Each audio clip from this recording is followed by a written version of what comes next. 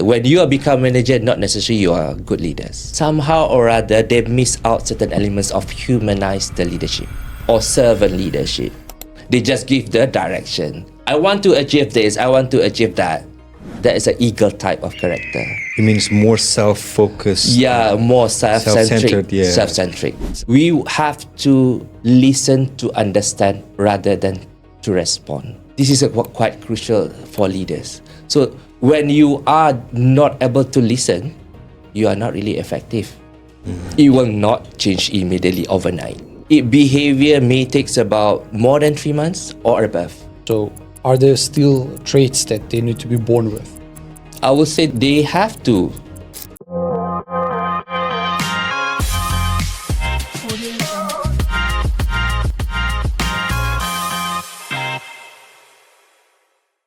Welcome to the Voices of Impact, the podcast where we skip the slides and dive into the real stories of people who are shaping learning and transformation. Hi, my name is Hamid. And my name is Nadir. Today we have a very special guest, someone who has spent nearly 2 decades working with leaders in Malaysia and abroad, inspiring innovation and creating lasting experiences. He has a reputation for turning complex ideas and learning into practical hands-on tools that people can use and apply right away. He has done an amazing work in leadership, innovation, and coaching. He has plenty of stories, from the boardroom to the classroom and everywhere in between.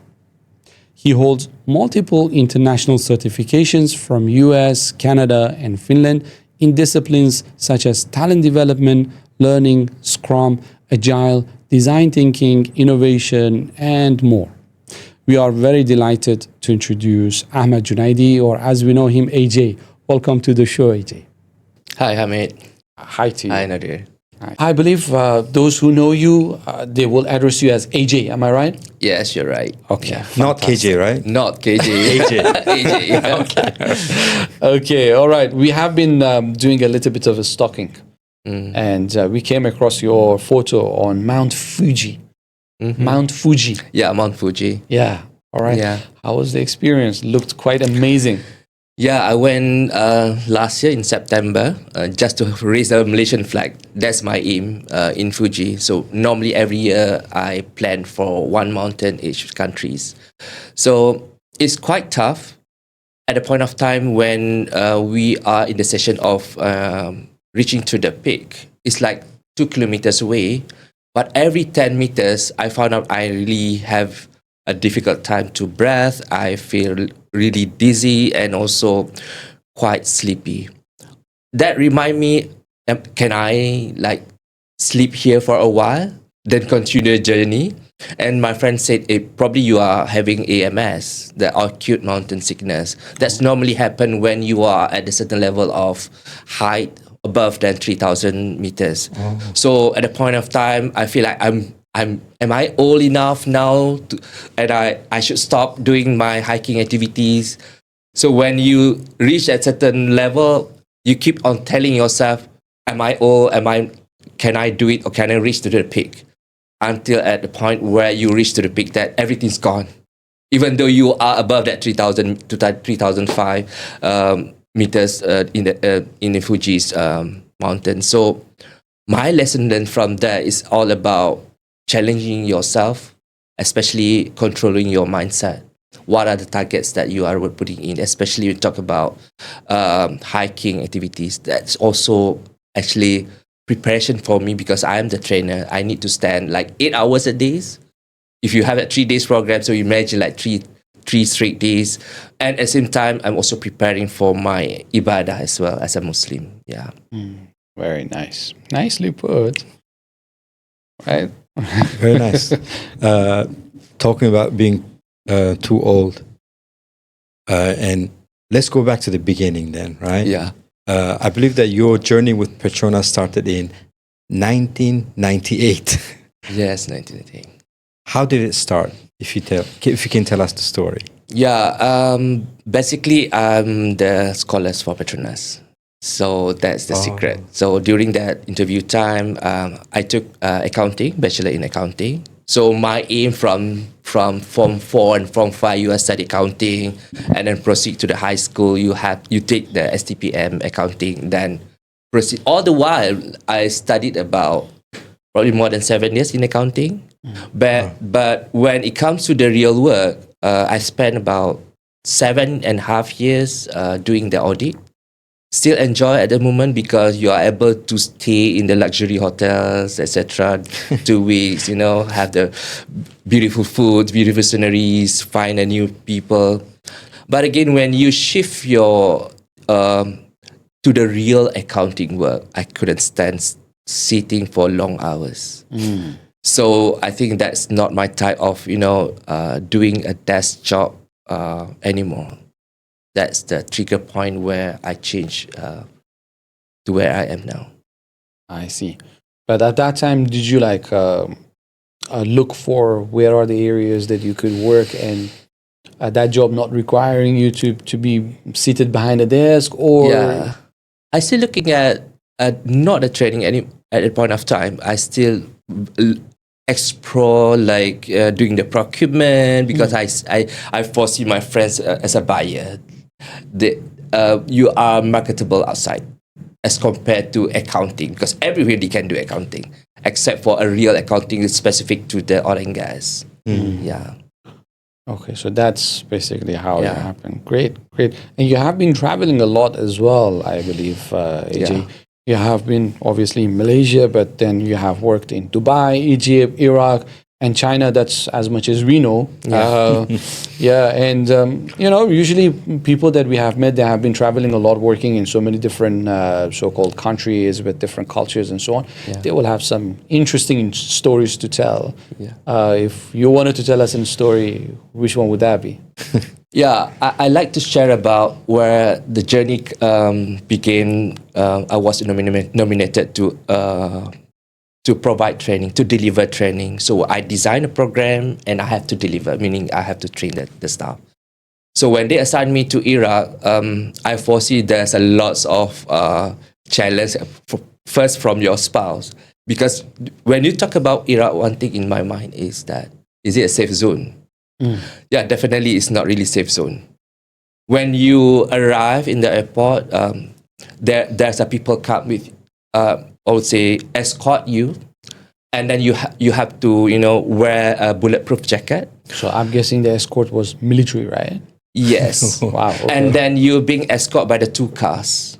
Imagine you are not sitting alone. So if you have 2 friends, you have to sit at 2 different cars.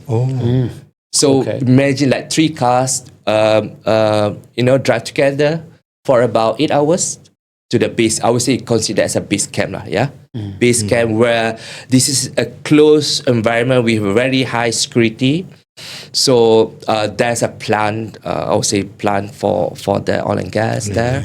So people who work outside, basically the locals, they just commute from their house to the working place. But for a trainer, you have to sleep in the I would say like a container kind of thing. And then in your room, they provide you again with the bulletproof jacket and also the safety hat. Wow. So in any case of emergency, you have to run to the bunker. Oh, wow. And I'm guessing you didn't have to do that when you were there. No, it's safe zone. I hope they're not happening. So definitely it's not. Yeah. Okay.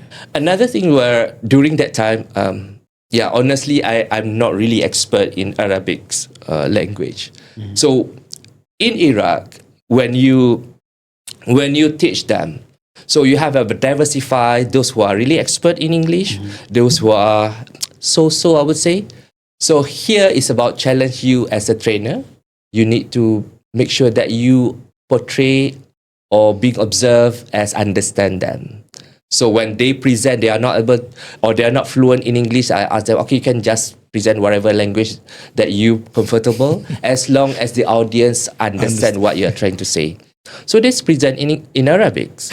So I just nodding my head, focus on eye contact so that I am portrayed or being observed as active listening. I'm imagining that. And another one when I putting to make sure they are fully engaged and active participation, I introduce leaderboard. So every point that they are participate, I put their marks. So I can see that competition is very heavy and quite, I would say, quite competitive, and to the extent that they are, head on to each other to get their full marks. That's quite amazing. So the leaderboard can also create a different, or can also create different behavior in the classroom. It's like you play a game. You have the leaderboard. You always want to be number one, right? So you create a different environment in the classroom. I guess no matter at what age, the inner child will always want to. Yeah, they also want to win. Yeah, that's a beautiful of this game. Yeah. Okay. And what do you think? Do you think Middle Easterns are more competitive than Definitely, Malaysian? they are really more competitive, and they're also well dressed. Even they are just a support staff. They are wearing coat, everything. So I'm not able to differentiate them. To me, everyone is equal because we are playing with we are concentrating with the diversity and inclusion to make sure that everybody have the same, I would say, pace of knowledge and information. Make sure they are and understand correctly what we are trying to deliver during that program. Yeah. Great. I'm sure it was a great experience, right? Yeah, definitely. It's really, really good experience when I have the opportunity to deliver in Iraq. Yeah. Okay.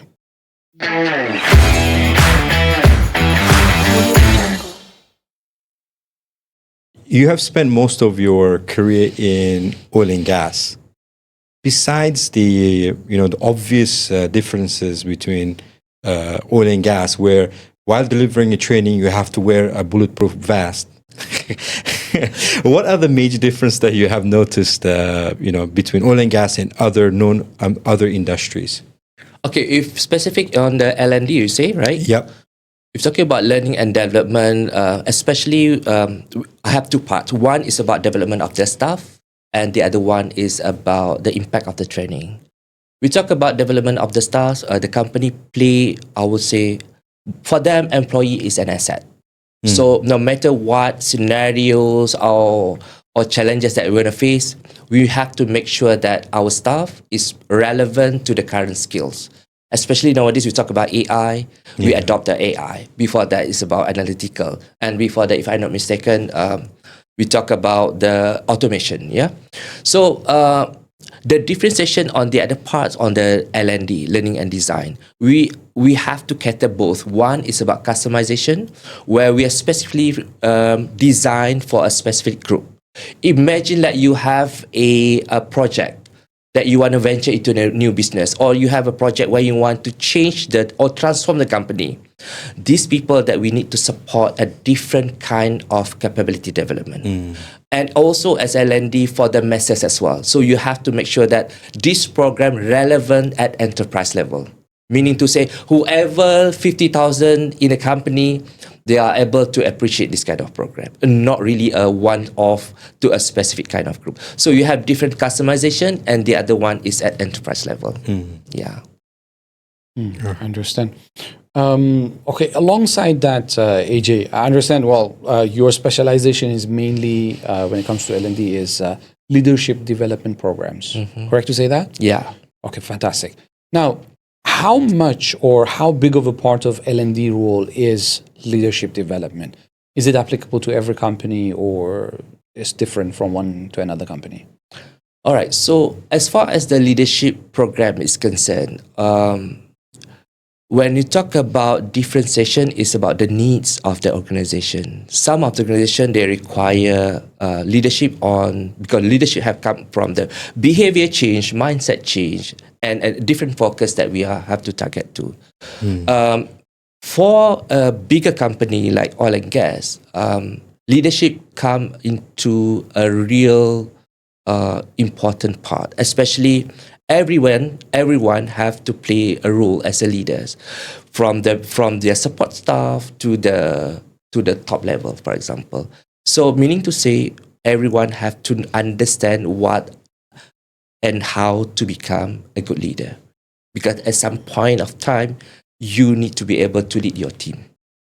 So there are certain level, we call it a block, a learning block. So at certain level, these are the requirements for you to master on certain level for leadership. For example, we call it non-executive, executive, senior executive, managers up to the board program.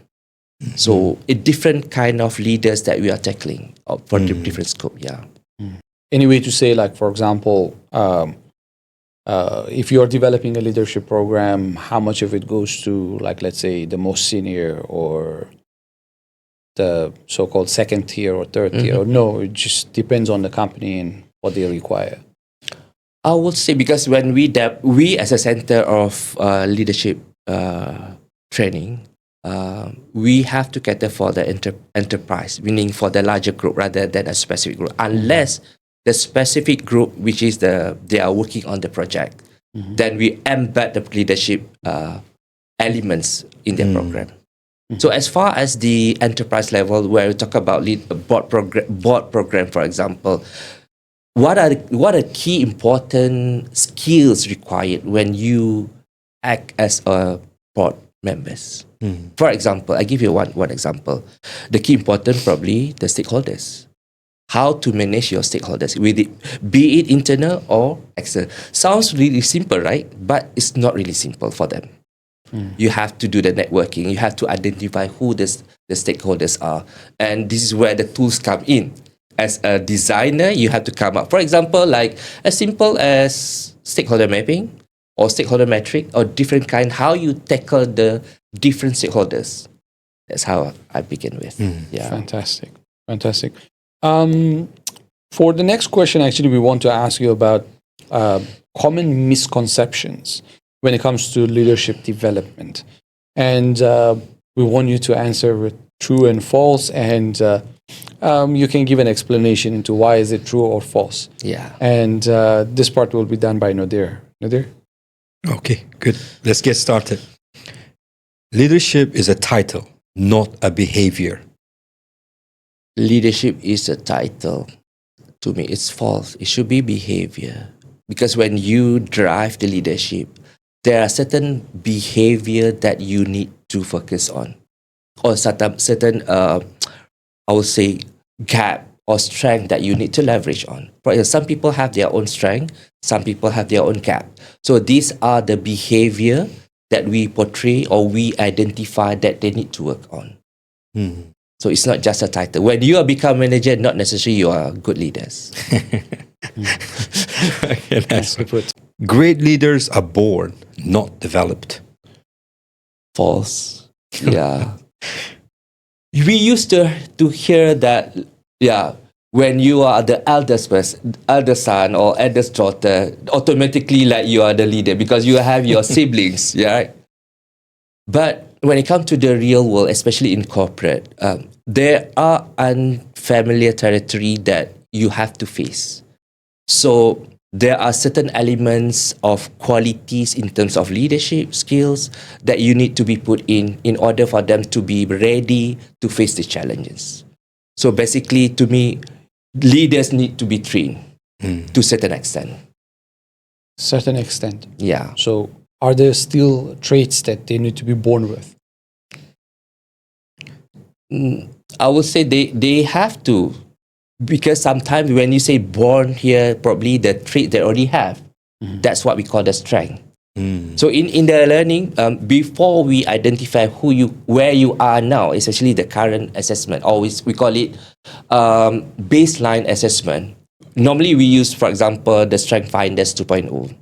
This assessment, when you took the assessment, we know where you are strength is, especially, for example, visionary person. So you probably good in strategy, but you are not good in execution, or you are not good in people. This is just an example. So I would suggest for the leadership program, not everyone equal in terms of the skill, especially in leadership. They might be born in good, especially in strategy, because you'll be more for years doing the strategic planning. Of course, you're good in strategy, but you are not good in commercial, or you are not good in entrepreneurship. Very good. Nice. Very good. Next, training equals development. I'll say false. To me, training is about Probably a classroom in this context. Yeah, when talk about development for the talent, development can come from training and also non-training. For example, when we assess the client or I would say the customers who ask for the training, we normally ask them what are their challenge, what are the problem that you want to solve, what is their KPI, their target, etc. It's part of the consultancy. And then we find out you don't have to go to training. What you need to solve is the non-training. For example, the non-training. What is the non-training? The mobilization of staff, where you have to rotate staff to do something else after 2 or 3 years. We call it mobilization. That is considered non-training.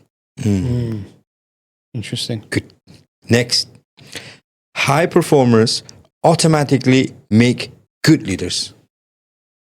Good leaders versus high performers. If you understand the high performers behavior or the traits, yeah, they are really gung-ho. You understand the gung-ho words, right? Yeah.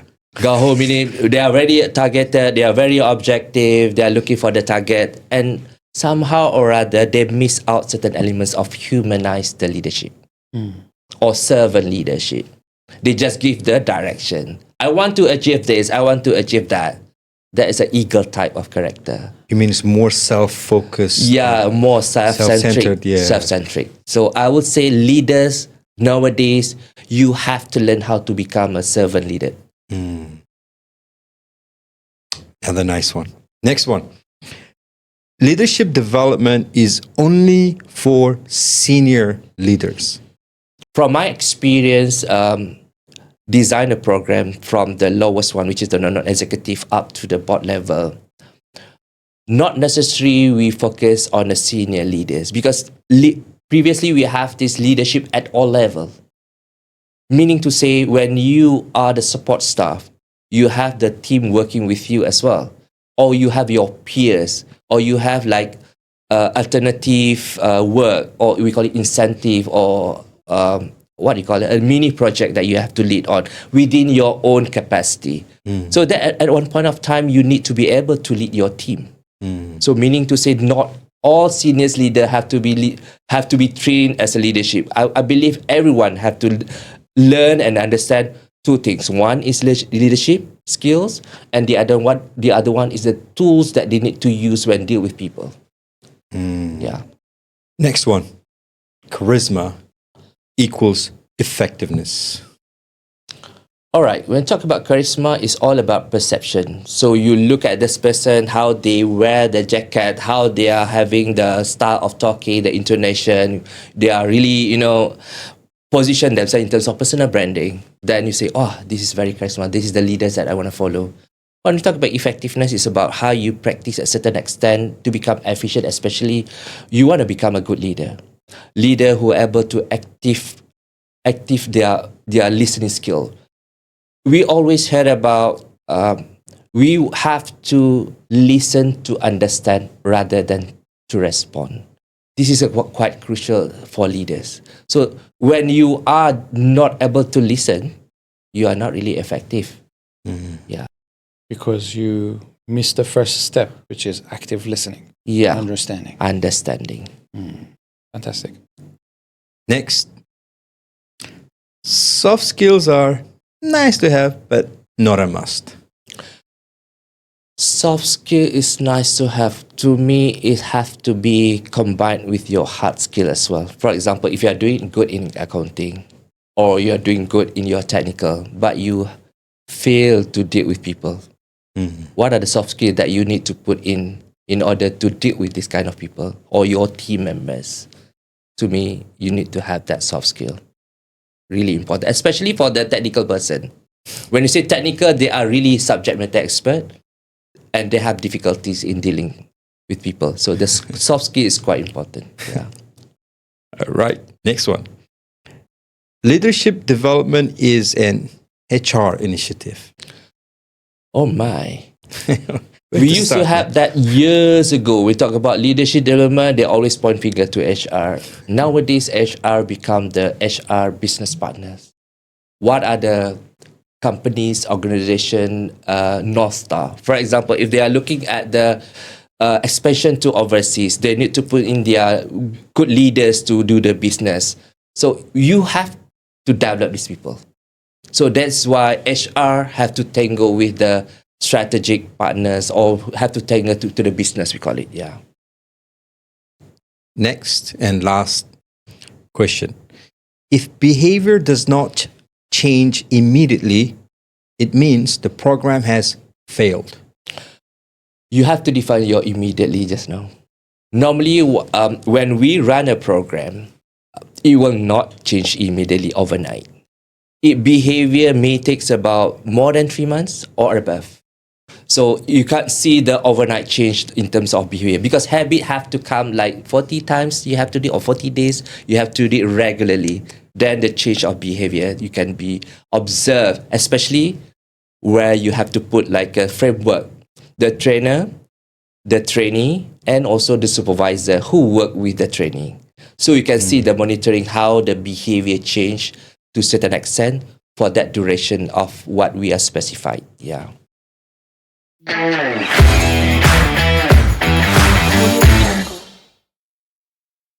Okay, fantastic, AJ. That was quite a good run for true and false questions. It's quite interesting. A lot of information packed into small pockets. It's quite good. I really enjoyed that and learned a lot.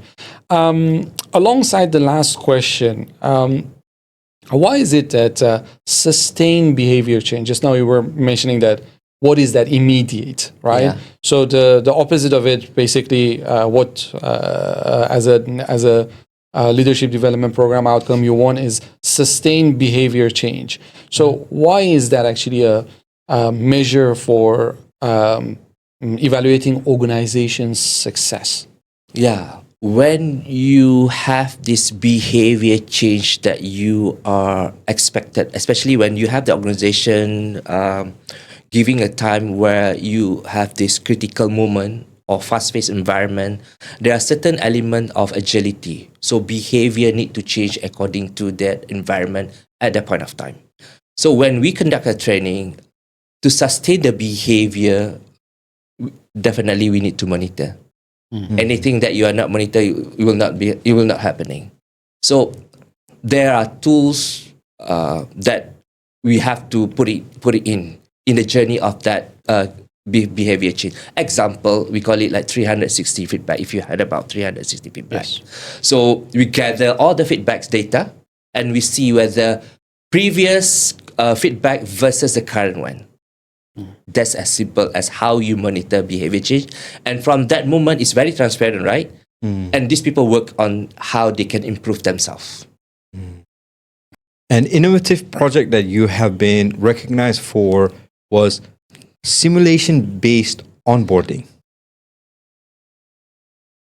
Can you tell us how it differs from normal simulation activities? All right. So when you talk about onboarding, it's about critical moment where you want to introduce your belief to the company, to introduce your belonging to the company. So in onboard, the normal onboardings like, lecture, activities in classroom, blah, blah, blah, blah, that's a normal.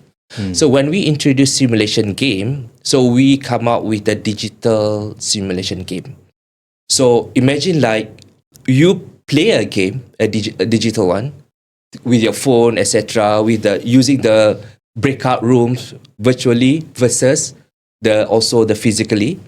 So we impart also leaderboard. So there's elements of values that we are putting in the game. Of course, that from that simulation, we want the person to also realize, okay, this is the core values that you have to put in or to embed, or you have to immerse in the new organization. Example like cohesiveness, loyalty, integrity, etc.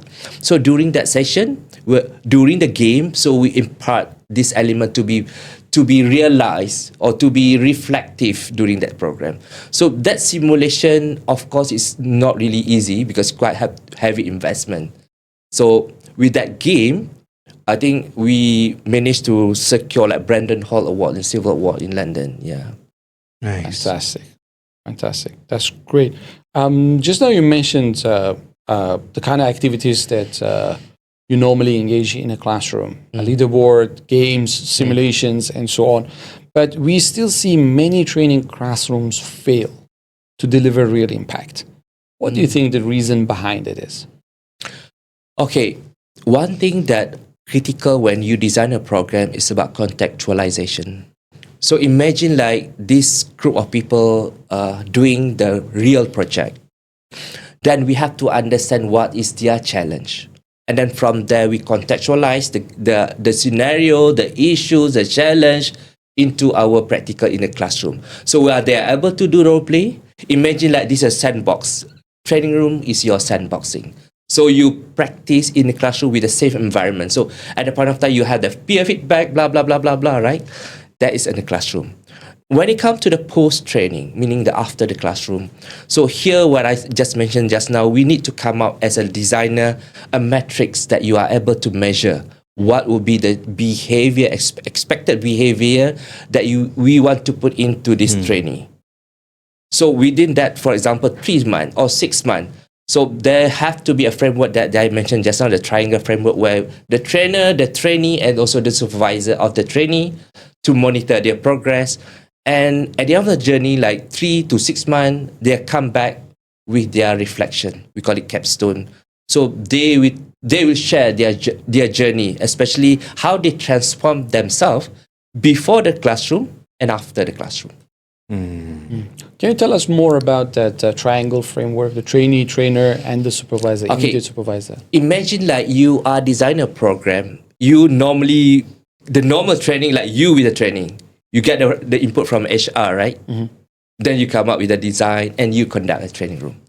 But in a normal circumstances, when you want to monitor the behavior change, who will observe the change of behavior to the trainee? I mean, the participant. Definitely is their direct report, or we call it supervisor. Some people call it direct report, some people is supervisors.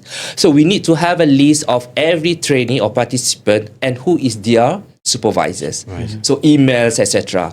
So after 3 months, if you are the designer, or some people call it curator or program managers, you have to email them, or some tools that we use like survey, for example.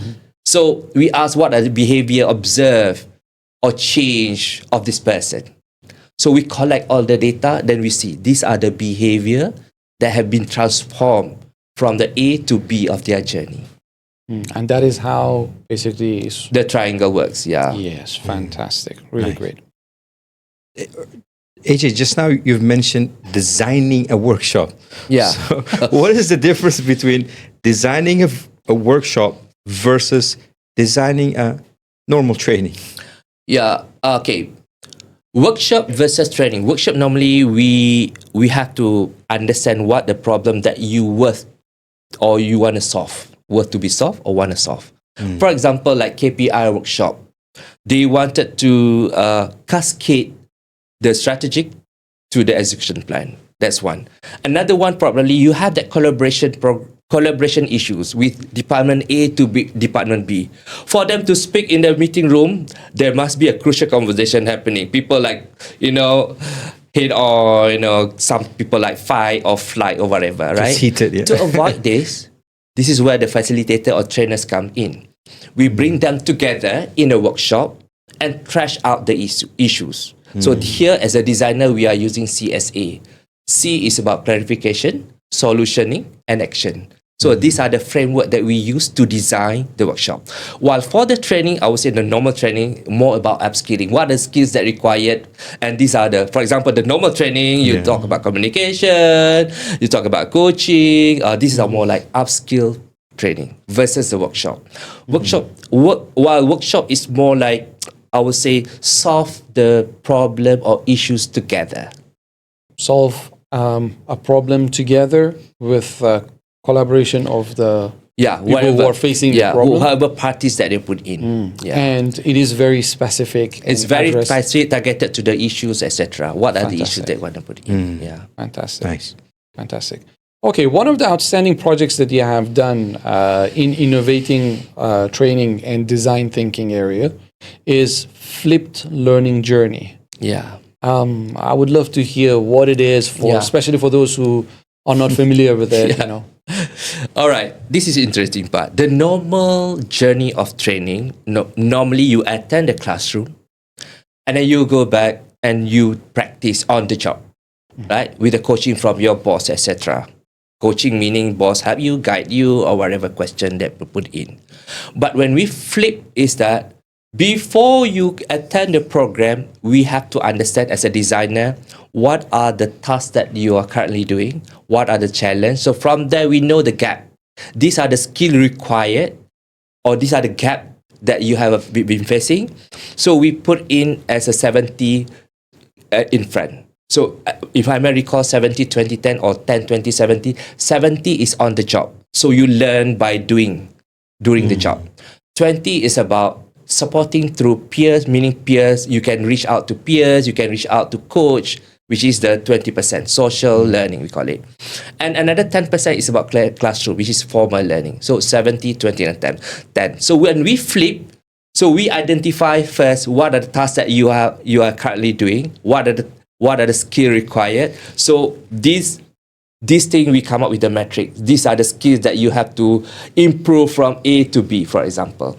Then the flip from that 20% along that project, for example, if you are doing the unfamiliar project, that 20% is supported by the identified coach that can support you to do the project because it's very unfamiliar. So here is also the crucial part because there's a human interaction between you and your coach. Another one is a 10%, be it the classroom or the digital learning. So you can easily do it at your own time, during your busy time, busy project that we support you. These are the least curated learning, for example, the digital. These are the classroom that we have to put in during that journey. So that how we flip that 70, 20, and 10. Really interesting. Okay. Talking about, again, designing a workshop or program, right? What is your advice for companies before they design any leadership development program? If you talk about designing leadership, the leadership development program, I believe we need to first engage with the clients or the customer that requested the training, understand what is their gap, especially in terms of skill of their leaders, and what are the current leadership currencies that they have. For example, do they have leadership competency skills or assessment that they have? And then from there, we analyze and come back to design a program according to the organization needs or the individual needs. So LNA is quite important, but before that, understand their basis first, the baseline and where we are heading to. That's I would say designing the leadership program. And in that baseline, these are identified behavior, the current behavior versus the expected behavior down the line. Great. And in terms of who needs to be engaged for this program, what are the resources that are supposed to be allocated? Who need to be engaged, meaning to say? Sorry? Like what level of the organization needs to be engaged and all? Oh, yeah, this is quite important. When you design a leadership program, if you want to get a buy-in from the participant, because as I mentioned, people come to this training whether through being forced to attend, because you're being identified, like, oh, I've been nominated by my boss, or rather they are willing to improve themselves, they are registered and nominated themselves, right? So when you design a program, you have to have the element of involvement from the top leaders. Because when you have to have, like, for example, context setting before the program starts to address why is it for me and why is it for you. So the leaders come at the beginning to do why you are here. And along that program also, you can, if there's a possibility, you involve together the leader to share their journey as a leaders. So imagine that you get the buy-in from the leaders, really strong support from the leaders, and then that you get the high impact of the leadership program.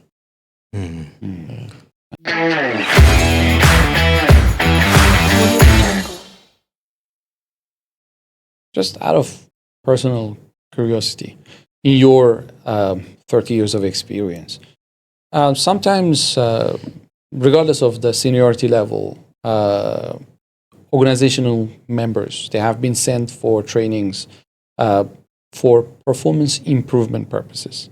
Mhm. Sometimes they have been sent or assigned to programs as a so-called reward kind of a tool. Yeah. How do you differentiate that? Okay.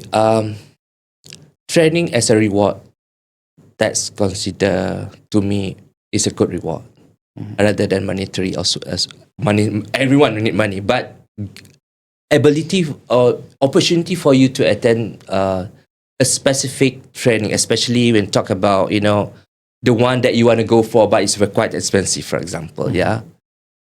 I believe as a leader, senior leaders especially, they might have the one that really selected premium program, for example, out there that they wanted to go, or somehow from the technical point of view, they want to be a good in business, so they'll be able to be offered like MBA program, for example. So to me, I have this good experience, and also I would say positive observation from my previous company. All leaders have their, I would say, good contribution, and take it that as a good opportunity, as a reward when we talk about leadership program for their level. Especially, can I mention the name of the program? Sure. Like INSEAD program, for example, the close one in Singapore. So there are a group of CEOs of entire region here gather together, learn about leadership. So you have the network, you have the learning, you have the good experience. Want to give you that FOC, right? Because you get the reward from your performance. Great. Yeah. Great. So besides training, you do consultancy as well, Yeah. right? So if you can give us a little bit of information into like in what kind of a scenario you will be able to help organizations, that would be basically our final question for the episode. Yeah, we talk about learning consultancy when I have the opportunity to become one. Yeah. Normally, like I mentioned, when we approach client, we have to understand on their part, especially when we talk about the culture that they want to shift. The culture, the behavior, that is the soft part. While we have to also consider what the business part. What are KPIs that they want to achieve as well in terms of dollar and cents? So when we map together, there will be a training and non-training suggestion from the learning consultancy. We cannot see like, oh, these are the training that you have to attend, but you also have to come up with also the framework or the journey or we call it learning strategy for that organization or for that department for the year, one or 2 years basis. So you come up with your learning strategy. These are the strategy of the learning, not necessarily major learning strategy, not come from the training as well, but also from the non-training tactical strategy. Fantastic. That's really good to know. Yeah. Okay, no there? You have questions? No, we're good. We're good. So we could sit and talk about, your experiences, and we are learning, Yeah. But given the limitation of time that we have, we really appreciate you spending the time having this session with us. We learn a lot, and we really appreciate it. Thank you so much. Welcome. Thank you so much, AJ. You're most welcome. All the best to you guys. Thank you so much. Thank you so Thank much. you so much. So kind.